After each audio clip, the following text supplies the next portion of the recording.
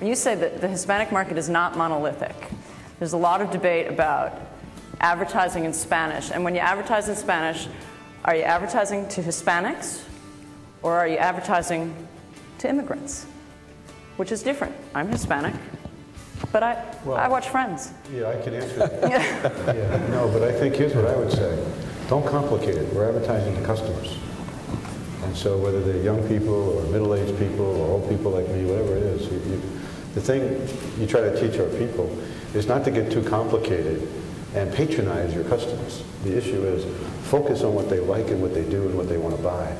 And if you have to do that in different ways, you do it. And the market's not the same. And you know, when you think about it, customers today expect to be able to customize anything. Just in the hallway, we were talking about, you know somebody that's got 32 colors of paint on their wall in their apartment. That was me, when I was trying to figure out which one I wanted. So think about what Home Depot has to do to satisfy that curiosity. I mean, every customer that calls us wants a different feature, a different color plate on their phone, some want their names.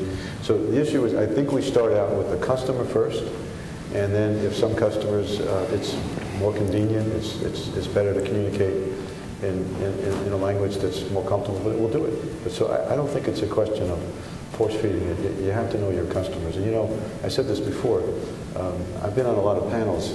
This panel has a lot of retail power. You know, I know we touch 100 million customers a day. 100 million a day, and that's a lot of customers.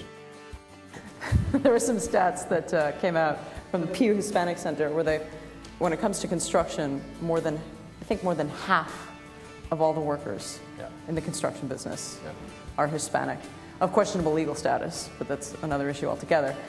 How does that impact you?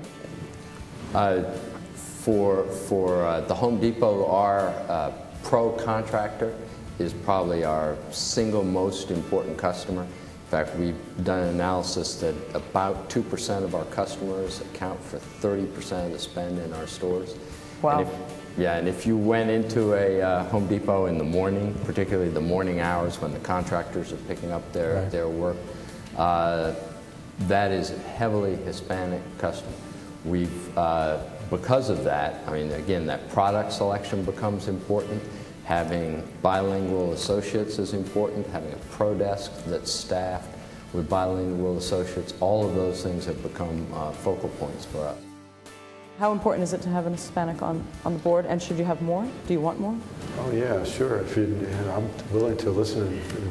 Well, let me tell you the story about Richard Carrion. Some of you might know Richard Carrion. So he's been on our board 12 years. And when I became CEO, somebody said to me, you know, he's a good young guy, you ought to go see him. So I traveled down to San Juan and met him. And he said, what are you doing here? And I just said, I want to meet you.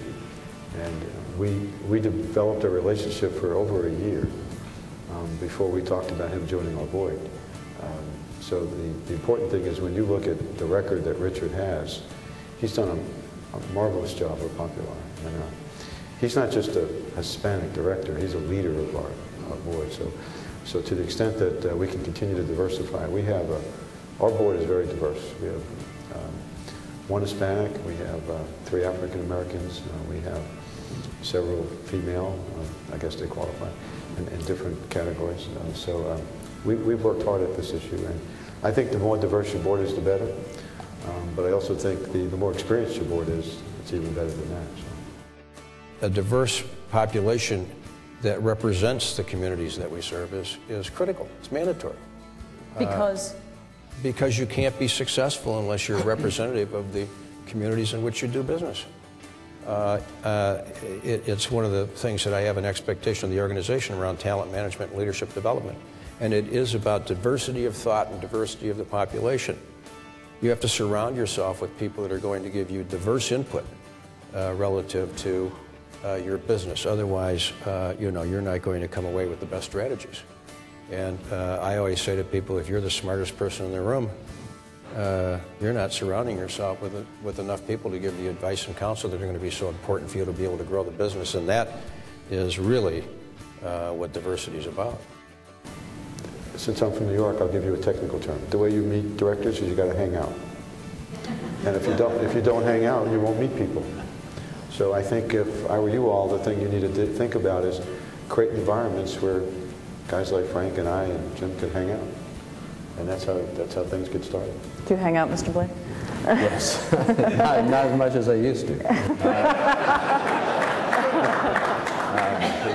Do you want to go with that, Michelle?